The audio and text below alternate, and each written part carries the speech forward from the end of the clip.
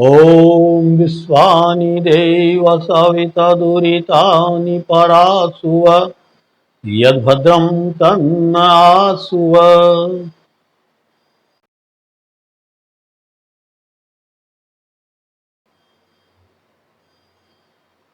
महर्षि दयानंद सरस्वती ने 1875 में बम्बई के कांगड़वाड़ी जगह पर आर्य समाज की स्थापना की।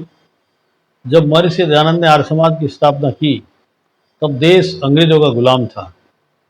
भारत राष्ट्र अपनी राष्ट्रता, धर्म, संस्कृति को भूल चुका था, अपनी अस्मिता खो चुका था। उस समय महर्षि दयानंद ने आर्य समाज की स्थापना की और भारत को राष्ट्रता का भान कराया,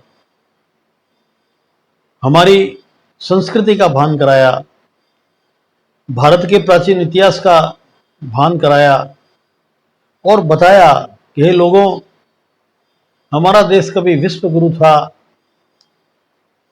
आज हम गुलाम हैं। और गुलाम इसलिए हैं कि हम अपना वेदों पर आधारित वैदिक धर्म खो चुके हैं, भूल चुके हैं। हमारे तथाकथित विद्वान, धार्मिक नेता वेद को गडरियों के गीत गाकर बताते और वेद ज्ञान को बिल्कुल भूल चुके थे और ये कहने लगे कि वेद तो भस्मासुर राक्षस ले गया, यानी वेद बहुत दूर की कौड़ी थी। उस समय महर्षि दयानंद ने एक स्लोगन दिया, बैक टू वेदास, वेद की ओर लौटो। और उन्होंने आर्य समाज की जब स्थापना की तो इन्होंने अपने नियम में लिख दिया कि वेद सब सत्य विद्याओं का पुस्तक है। Rigveda is the oldest book in the world. और उन्होंने ये सिद्ध करने की कोशिश की कि दुनिया का सबसे पहला ज्ञान इस धरती पर परमपिता परमात्मा ने 4 वेदों द्वारा हमें दिया।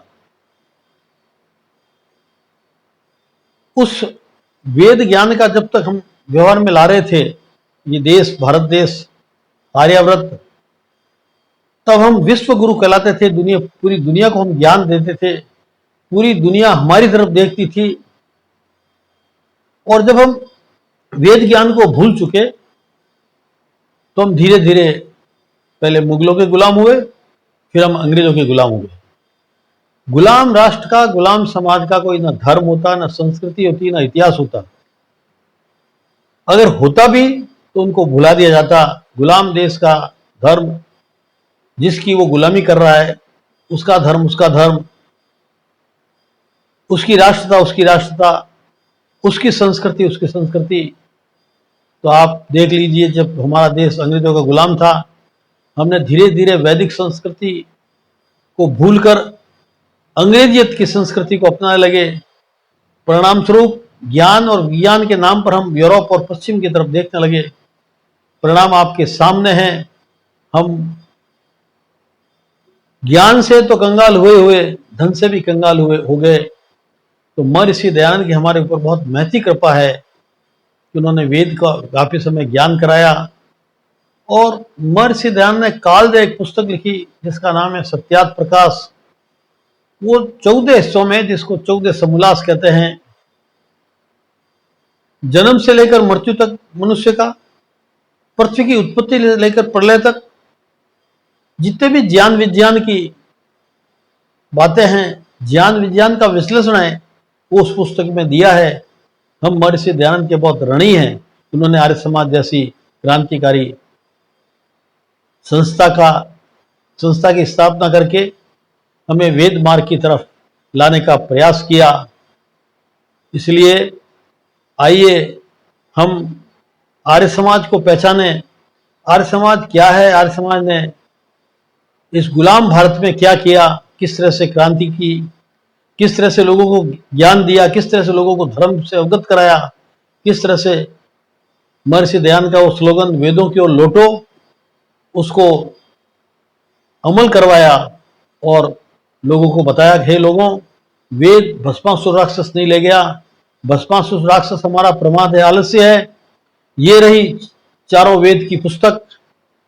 इसके आधार पर अगर हम अपना राष्ट्र बनाएंगे, समाज बनाएंगे, संस्कृति को खोजेंगे, तो दुनिया में पुनः विश्व गुरु की स्थापना कर सकते हैं, भारत विश्व गुरु बन सकता है।